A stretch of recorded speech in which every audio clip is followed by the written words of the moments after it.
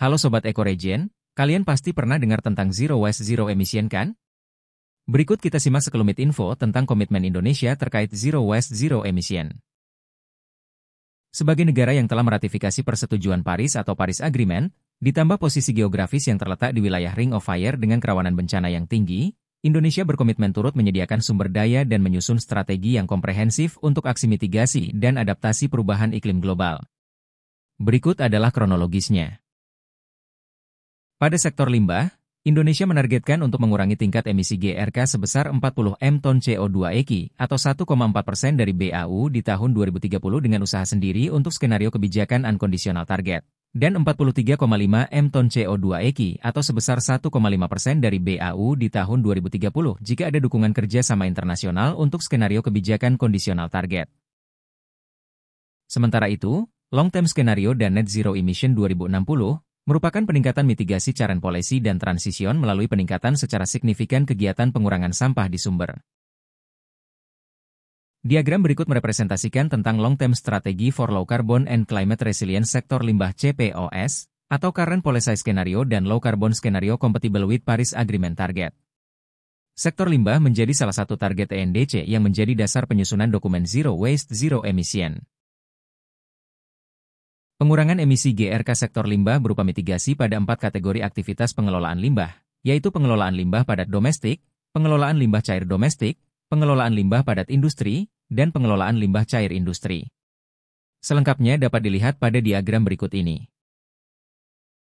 Berikut ini adalah kondisi pengelolaan sampah di tahun 2022. Dan masih ada 37,46% sampah tidak terkelola.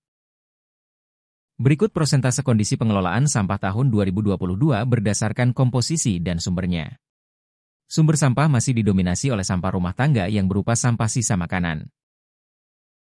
Berdasarkan data SIPSN menunjukkan bahwa pengelolaan limbah pada domestik mayoritas masih banyak dilakukan oleh pengepul, disusul oleh kompos skala RT, BSI, BSU, TPS 3R, PDU dan BSF seperti pada diagram berikut. Pengelolaan sampah di Indonesia paling tinggi dengan menggunakan metode gasifikasi.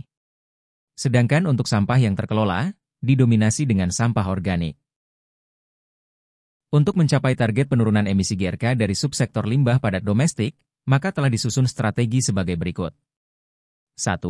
Mendorong upaya pengelolaan limbah pada domestik dengan optimalisasi TPA dan pemanfaatan limbah domestik sebagai kompos, biogas dan alternatif bahan baku pada proses produksi dan alternatif energi.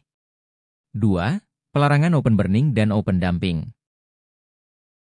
Berikut ini, 5 strategi penurunan emisi GRK dari subsektor limbah padat domestik. Mitigasi subsektor limbah cair domestik akan dilakukan dengan operasionalisasi IPAL terpadu, melalui pendekatan septic tank dan non-septic tank pada kondisi BAU dan pengambilan lumpur tinja dari MCK, untuk diolah di instalasi pengolahan lumpur tinja. Berikut adalah strategi penurunan emisi GRK dari subsektor limbah cair domestik. Yaitu dengan cara perbaikan pengolahan limbah cair domestik, fasilitas pengolahan pada tahun 2060, sistem air limbah domestik terintegrasi, dan target capaian sewerage system. Target capaian penurunan emisi GRK pada sektor industri akan difokuskan pada industri yang menghasilkan limbah padat dan cair dengan kandungan organik yang tinggi, seperti pabrik CPO, food and beverages, pulp and paper, biodiesel, dan lain-lain. Berdasarkan data pengelolaan limbah industri berupa sludge removal yang dilakukan pada 21 industri, setiap tahunnya terjadi peningkatan jumlah sludge yang dikelola, dengan peningkatan terbesar ada pada industri refinasi gula dan produksi sayuran, buah dan jus. Optimalisasi WWTP sludge removal untuk pemanfaatan sebagai alternatif energi atau material. Upaya mitigasi emisi GRK dilakukan dengan penangkapan biogas yang dihasilkan dari proses pengelolaan limbah cairnya. Ditargetkan adanya peningkatan metan recovery setiap tahunnya, dengan industri yang terjadi peningkatan secara signifikan, terdapat pada industri bahan kimia organik berbasis fosil dan CPO. Untuk limbah cair industri, dilakukan penangkapan gas metan yang kemudian dimanfaatkan sebagai alternatif listrik dengan sistem biodigester. Berikut ini langkah-langkah yang dapat dilakukan untuk jangka pendek dan jangka panjang. Nah, Itu tadi sedikit informasi tentang strategi Indonesia dalam rangka menuju Zero Waste Zero Emission. Terima kasih dan salam ekoregen.